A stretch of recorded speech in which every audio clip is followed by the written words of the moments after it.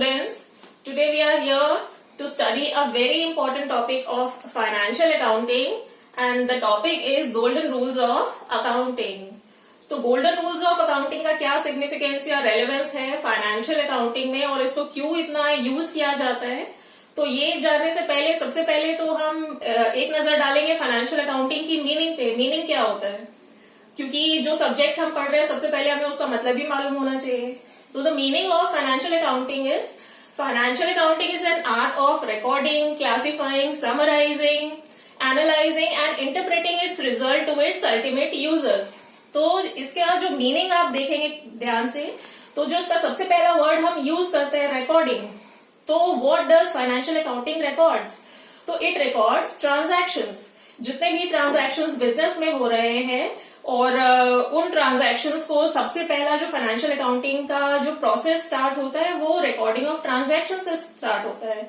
तो क्या ट्रांजैक्शंस को वैसे ही रिकॉर्ड किया जाता है जैसे वो होते हैं बिजनेस में। बहुत सारे ट्रांजैक्शंस जैसे परचेज हो रही है, सेल हो रहे हैं, एम्प्लॉयज को सैलरी पे हो रहा है, रेंट पे हो रहा है, तो बहुत सारे ट्रांजैक्शंस बिजनेस में होते हैं। तो क्या तरीका होता है उन ट्रांजैक्शंस को रिकॉर्ड करने का? तो ये गोल्डन रूल्स ऑफ अकाउंटिंग उन ट्रांजैक्शंस को रिकॉर्ड करने का एक प्रॉपर फॉर्मेट बताता है और उन ट्रांजैक्शंस को रिकॉर्ड करने में हेल्प करता है।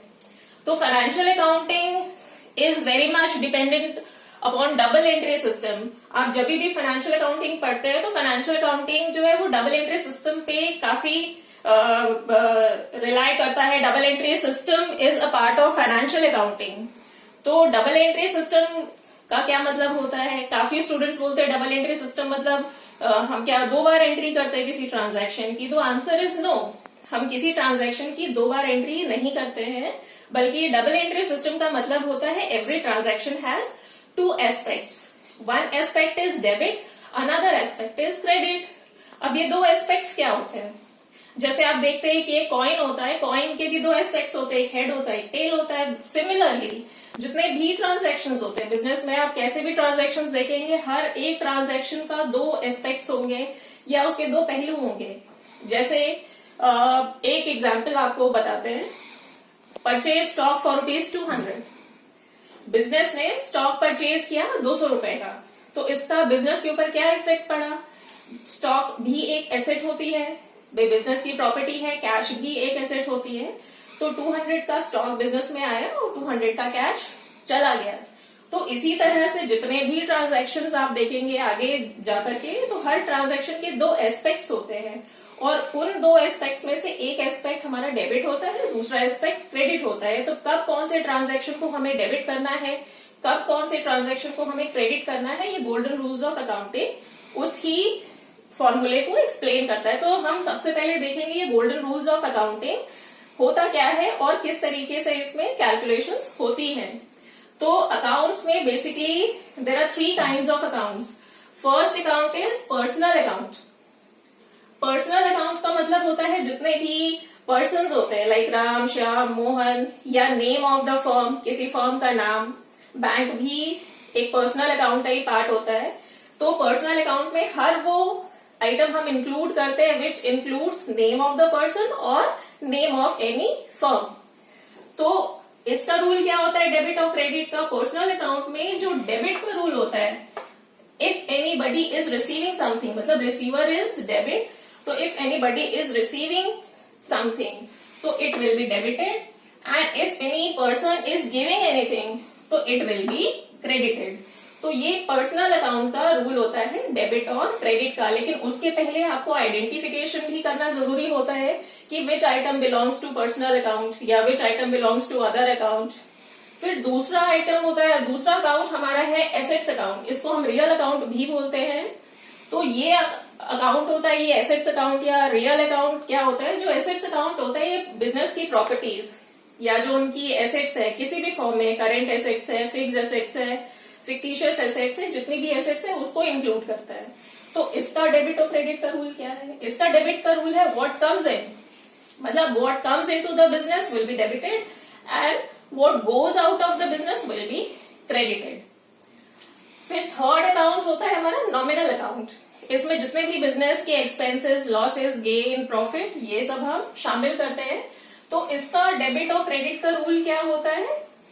All expenses and losses will be debited and all income and gains will be credited. तो इसको हम एक एक करके समझते हैं कि इसको हम कैसे अलग अलग करेंगे, सेपरेट इसकी एंट्री करेंगे। तो सबसे पहले हम देखते हैं पर्सनल अकाउंट में एक हमने ट्रांजैक्शन लिया है। Personal account means which relates to a person और नेम ऑफ द फर्म। तो एक ट्रांजैक्शन हम लेते हैं, राम पेज ₹200 टू मोहन। राम ने 200 रुपए मोहन को पे किया। तो यहां पर आपका डेबिट और क्रेडिट का रूल क्या है? Receiver debit and giver credit. तो इस ट्रांजैक्शन की हम एंट्री कैसे करेंगे, इसकी रिकॉर्डिंग कैसे करेंगे? जितनी भी बिजनेस के ट्रांजैक्शंस की रिकॉर्डिंग होती है वो जर्नल एंट्रीज के फॉर्म में होती है, और जर्नल एंट्रीज को रिकॉर्ड करने का एक प्रॉपर फॉर्मेट होता है। तो हम देखते हैं वो किस तरह का फॉर्मेट होता है। तो जैसे एक ट्रांजैक्शन हमने लिया है, राम पेज ₹200 टू मोहन। राम ने 200 रुपए मोहन को पे किए and the rule is receiver will be debited and giver will be credited. तो यहाँ पे who is receiver and who is giver? Ram pays तो Ram is giver and Mohan receives तो मोहन इज रिसीवर। तो transaction will be recorded in the way Mohan account debit to Ram. अब इन्होंने 200 का payment किया है मोहन को, और इसका हम नरेशन भी लिख सकते हैं। तो ये एक प्रॉपर फॉर्मेट होता है, Mohan account debit because Mohan is receiver of ₹200 and Ram is giver of ₹200। तो जो हमारा फॉर्मूला है पर्सनल अकाउंट का, ये इस तरीके से इसको यहाँ पर अप्लाई किया जाएगा। फिर अब हम आते हैं हमारे नेक्स्ट अकाउंट की तरफ, एसेट्स अकाउंट। इसको हम रियल अकाउंट भी बोलते हैं। इसमें बिजनेस के जितने भी एसेट्स होते हैं, तो आपको ये चीज आइडेंटिफाई करना पड़ेगा कि which item belongs to personal account, which item belongs to assets account and which item belongs to nominal account. जब तक आप ये आइडेंटिफिकेशन नहीं कर पाएंगे तो it will be very difficult to pass any journal entry. तो अब हम आते हैं एसेट अकाउंट की तरफ। तो यहाँ भी हमने एक ट्रांजैक्शन लिया है, परचेज मशीनरी फॉर ₹10,000। बिजनेस में मशीनरी खरीदी गई है। तो इसका बिजनेस के ऊपर क्या इफेक्ट पड़ा? जैसे अभी हमने बताया था कि every transaction has two aspects, one is debit another is credit. और बिजनेस के ऊपर इसका क्या इफेक्ट पड़ा? 10,000 की मशीन आई और 10,000 का कैश भी चला गया। तो यहाँ पे हम ये रियल अकाउंट का फॉर्मूला अप्लाई करेंगे। What comes into the business will be debited and what goes out from the business will be credited. तो इसको हम कैसे रिकॉर्ड करेंगे?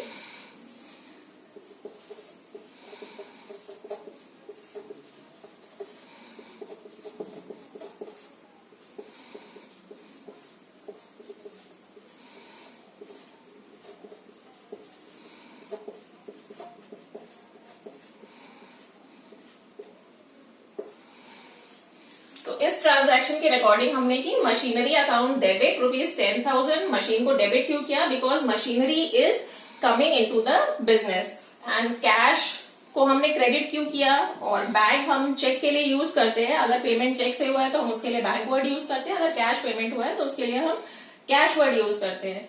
तो कैश और या बैंक को हमने क्रेडिट क्यों किया? बिकॉज एसेट्स अकाउंट का रूल क्या है? What goes out from the business credit. तो cash is going out of the business which is why it is credited and machinery is coming into the business. तो इस तरीके से ये formula यहाँ पर अप्लाई होता है और हम ट्रांजैक्शंस की रिकॉर्डिंग करते हैं। अब हम आते हैं नॉमिनल अकाउंट की तरफ। तो यहाँ भी हमने एक एग्जाम्पल लिया हुआ है जिसकी हम रिकॉर्डिंग करेंगे। And the transaction is paid salary ₹2,000। Business ने 2,000 का सैलरी पे किया and salary is an expense. जो नॉमिनल अकाउंट है यहाँ पे जितने भी एक्सपेंसेस एंड लॉसेज हैं वो डेबिट होते हैं और जितने भी इनकम या गेन्स हैं वो क्रेडिट होते हैं। तो इस ट्रांजैक्शन को हम यहाँ रिकॉर्ड करेंगे नॉमिनल अकाउंट में because salary is an expense, so it belongs to nominal account. तो इस ट्रांजैक्शन की एंट्री होगी salary account debit to cash account ₹2,000। तो salary is an expense and the rule is all expenses and losses have debited, so salary is debited. And why cash is credited? Because cash is an asset, cash belongs to assets account. तो इसके ऊपर asset account का rule apply होगा, what goes out from the business। तो salary पे करने की वजह से 2,000 का कैश बिजनेस से चला गया। एक ही ट्रांजैक्शन में, एक जर्नल एंट्री में हो सकता है कि दो अकाउंट्स का मिक्सचर हो, जैसे कि हम यहाँ देख रहे हैं salary is an expense and cash is an asset. तो ऐसे भी ट्रांजैक्शन हो सकते हैं, प्योर एसेट्स भी आइटम हो सकते हैं या प्योर पर्सनल अकाउंट्स के भी आइटम हो सकते हैं। तो ये एक छोटा सा एग्जाम्पल था किस तरीके से हम जर्नल एंट्रीज की रिकॉर्डिंग करते हैं। तो आज के लिए बस इतना ही, फिर हम नेक्स्ट क्लास में आगे का प्रोसेस डिस्कस करेंगे। तो तब तक के लिए